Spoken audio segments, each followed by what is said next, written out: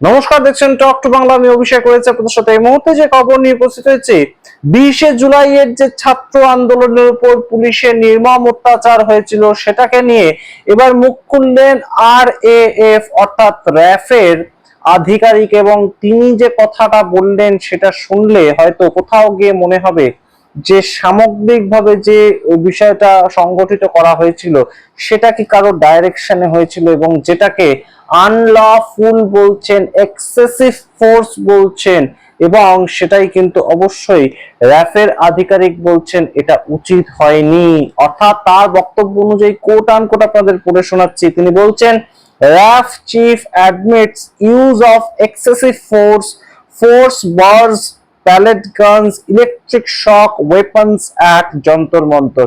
অর্থাৎ palette guns যেভাবে use করা হয়েছে, ইলেকট্রিক শক, এরকম কথা আমরা শুনতে পেয়েছিলাম সেদিন ছাত্রদের কাছ থেকে, যে ফেন্সিং গুলো করা হয়েছিল, যে ব্যারিকেড গুলো লাগানো হয়েছিল, সেই ব্যারিকেড গুলোর মধ্যে নাকি ইলেকট্রিকের তার জড়ানো ছিল, যাতে সেগুলোকে হাত দিলে ছাত্রছাত্রীরা ইলেকট্রিক শক খায় এবং তারা সেগুলোকে উপড়ে ফেলতে না পারে।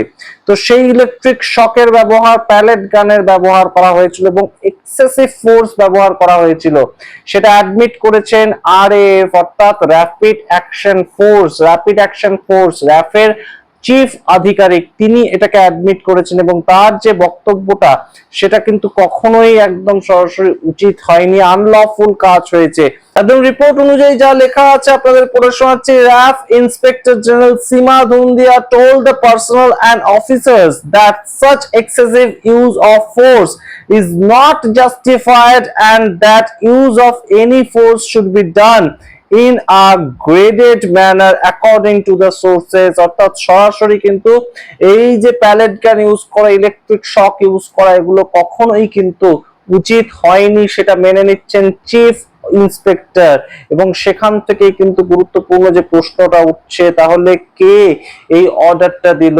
একদম সরাসরি রাহুল গান্ধী এটাকে নিয়ে চিঠি লিখেছেন অমিত শাহকে যে আপনি অর্ডার দিয়েছিলেন। তাহলে এই মুহূর্তে কিন্তু গুরুত্বপূর্ণ প্রশ্নটা যেটা উঠছে, সুপ্রিম কোর্ট 22শে জুলাই তারা সুও মতো সম্পূর্ণ কেসটাতে নিতে অস্বীকার করেছিল। তারা বলেছিল যে আমরা সম্পূর্ণ বিষয়টাতে ইন্টারভিউ করব না, ডোন্ট ওয়েস্ট আওয়ার টাইম, প্রধান বিচারপতি বলেছিলেন। কিন্তু গুরুত্বপূর্ণ বিষয়টা হচ্ছে এবার র্যাফ তাদের ইন্সপেক্টর জেনারেল তিনি যখন বলছেন এই কথাটা এক্সেসিভ ইউজ হয়েছে, অত্যন্ত অত্যাধিক বল প্রয়োগ হয়েছে ছাত্রছাত্রীর উপর, সেটা উচিত হয়নি, সেটা আনলফুল হয়েছে। তার পরবর্তীতে যদি সুপ্রিম কোর্ট এই মুহূর্তে কেসটাকে সুও মতো নেয়, তাহলে কি কোথাও গিয়ে এই মুহূর্তে চেয়ারে টান পড়তে চলেছে ভারতবর্ষের স্বরাষ্ট্রমন্ত্রীর, এবং তার সম্পূর্ণ মনিটরিং এ কি এই সম্পূর্ণ যে 20 তারিখের কাজটা সেটা হয়েছিল।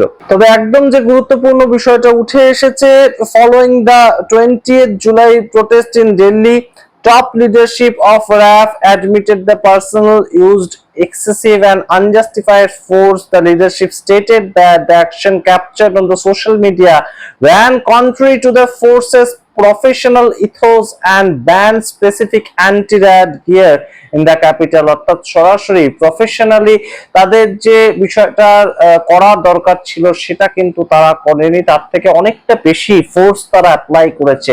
র্যাফের আধিকারিকের এই কথাটা কিন্তু গুরুত্বপূর্ণ এবং সরাসরি প্রশ্ন তুলছে দেশের স্বরাষ্ট্র মন্ত্রণালয়ের দিকে। আমরা জানি না সেই যে প্রশ্ন তার কি রেসিপ্রোকেশন হবে পরবর্তীতে।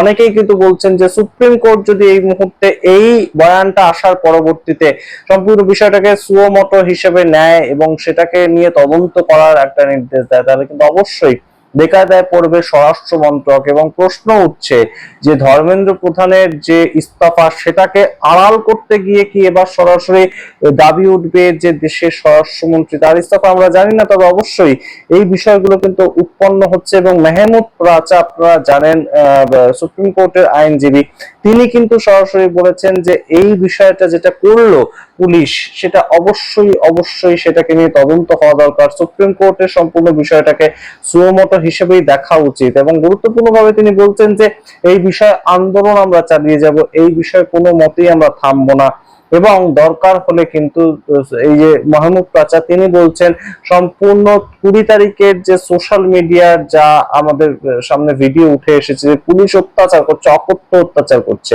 এবং যেভাবে অত্যাচার করেছে শুধুমাত্র লাঠিচার্জ নয়, তার সঙ্গে প্যালেট গানের ইউজ, যেটা করার কথা নয়, তার সঙ্গে ইলেকট্রিক শক দেওয়া, সেটা করার কথা নয়। কোনো ছাত্রছাত্রীদের আন্দোলন দমন করার জন্য ইলেকট্রিক শক যেটা দেওয়ার কথা নয়। এবং তার সঙ্গে গুরুত্বপূর্ণ যেটা র্যাফের আধিকারিক বলছেন যে এইভাবে যে অত্যাধিক বল প্রয়োগ করা হয়েছে সেটাও করার কথা নয়, সেটা আনজাস্টিফাইড, সেটা এক্সেসিভ ফোর্স ইউজ করা হয়েছে, এবং যেটা কিন্তু তাদের যে কর্মস্থলে যে কাজ শেখানো হয় সেটার থেকে এক্সট্রা একটা তারা কাজ করেছে, সেটা করার কথা নয়।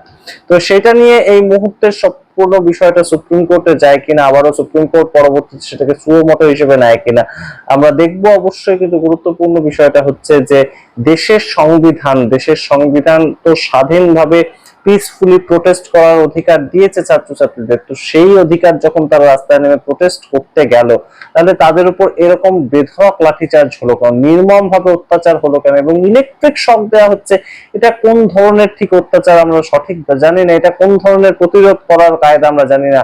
এবং তার সঙ্গে প্যালেট গান ছোড়া হচ্ছে, যেটার ফলে 19 বছরের একটি ছেলের একটি চোখ নষ্ট হয়ে গেল, এবং তার সারা গায়ে আমরা দেখতে পাচ্ছি প্যালেট গানের যে ক্ষতগুলো সেগুলো দেখা যাচ্ছে, এবং মাথা লক্ষ্য করে পুলিশ লাঠিচার্জ করেছে। এটা তো কখনোই কথা নয়, লাঠিচার্জ করতে হলে ওয়েস্টের নিচে করার কথা, কোমরের নিচে করার কথা। তো সেই জায়গাগুলো নিয়ে কিন্তু এখন প্রশ্ন উঠছে। সংসদে অবশ্যই রাহুল গান্ধী এটাকে নিয়ে প্রশ্ন তুলবেন, এটাকে নিয়ে আমরা আলাদা একটা ডিফারেন্ট ভিডিও করেছি, আপনারা গিয়ে দেখতে পারেন। কিন্তু সুপ্রিম কোর্টে সুও মতো যদি হয় কেসটা, সুপ্রিম কোর্ট যদি সম্পূর্ণ সুও মতো আওতায় এনে এই সম্পূর্ণ 20 তারিখের বিষয়টা নিয়ে তদন্ত করেন, তাহলে অবশ্যই কিন্তু সেটার ভিত্তিতে একটা যে তদন্ত হবে, এবং সেই তদন্তের মধ্যে অন্যতম একটা গুরুত্বপূর্ণ যে দলিল থাকবে সেটা কিন্তু এই র্যাফ আধিকারিক সীমা ধুন্দিয়া, তার বক্তব্য, তার অ্যাডমিশনটা, যে র্যাফ কখনোই সম্পূর্ণভাবে এই জিনিসটাকে সমর্থন করছে না। র্যাপিড অ্যাকশন ফোর্স তাদের পক্ষ থেকে বলা হচ্ছে যে এটা এক্সেসিভ বল প্রয়োগ করা হয়েছে। কে এই বল প্রয়োগ করতে একদম সরাসরি নির্দেশ দিয়েছিল, কার এই বল প্রয়োগ করার ক্ষমতা হবে যদি স্বরাষ্ট্র মন্ত্রক থেকে বলা হয় যে এই বল প্রয়োগ তারা করবে না? যদি স্বরাষ্ট্র মন্ত্রকের পারমিশন না থাকে, তাহলে কে, কোন র্যাপিড অ্যাকশন ফোর্সের কোন আধিকারিক নিজের বুদ্ধি কাটিয়ে ইলেকট্রিক শক দেওয়ার কথা চিন্তা করবেন? সম্পূর্ণ আমাদের দেশে যারা কাজ করেন আধিকারিক হিসেবে, তারা ওপর মহলের অর্ডার ফলো করেন, এবং ওপর মহলটা আলটিমেটলি কিন্তু স্বরাষ্ট্র দপ্তর থেকেই এই সমস্ত ক্ষেত্রে অন্তত ইউজ করা হয়। তো সেইটা কে এই ধরনের কাজ করলেন, অর্ডারটা কে দিলেন, এই প্রশ্ন এই মুহূর্তে উঠছে। এবং অবশ্যই এই প্রশ্ন যখন উঠছে তখন তার উত্তর তো বেরিয়ে আসবে। কি ধরনের কি উত্তর বেরিয়ে আসে আমরা দেখবো। তবে গুরুত্বপূর্ণ বিষয়টা হচ্ছে যে সংসদ যখন দ্বিতীয় সপ্তাহে মনসুন সেশনে শুরু হবে, তখন রাহুল গান্ধী যখন একদিকে বিষয়টাকে নিয়ে মুভ করবেন, মেহমুদ প্রাচা তিনিও বলছেন আমি সুপ্রিম কোর্টে কিন্তু এই বিষয়টাকে নিয়ে আবারও পিআইএল দাখিল করব। আপনাদের সামনে যখন যে আপডেট উঠে আসবে আমরা রাখার চেষ্টা করব। আপনারা অবশ্যই টক টু বাংলার পর্দায় চোখ রাখুন। অবশ্যই টক টু বাংলার প্রতিবেদনগুলো ভালো লাগলে আমাদের চ্যানেলকে সাবস্ক্রাইব করুন, এবং অবশ্যই জয়েন বাটন ক্লিক করে মেম্বারশিপ নিন। প্রত্যেক ভিডিও ডেসক্রিপশন বক্সে আমাদের যে মেম্বারশিপ নেওয়ার যে লিংক সেটা দেওয়া থাকছে, সেটাকে ক্লিক করে আপনারা পেড মেম্বারশিপ নেওয়ার জন্য যে টাকাটা 239 রুপিস সেটা পে করলে কিন্তু আমাদের মেম্বারশিপ আপনারা নিতে পারবেন। ধন্যবাদ।